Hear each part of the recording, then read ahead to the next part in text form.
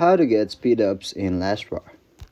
In Lastwire, so basically the ways to obtain speed ups, there are different ways. So first of all is going to the store section. So in the different pass, if you purchase the weekly pass, you'll be getting the reward like speed ups according to the game. And also you can see at the Dawn Font, you can simply go ahead and claim all, and then sometimes those speed ups are also available. You can also purchase the diamond, and then you can also purchase them by using the diamond. Also you can buy different packs that will provide you speed up, so that's basically for your real currency. But what you can do is simply go ahead and keep on checking your email. So sometimes you'll be gifted with some different kinds of things in the event section. You can simply go ahead and press game. Also there you might be rewarded with speed up like this. So here I've been rewarded in by the speed up by the game.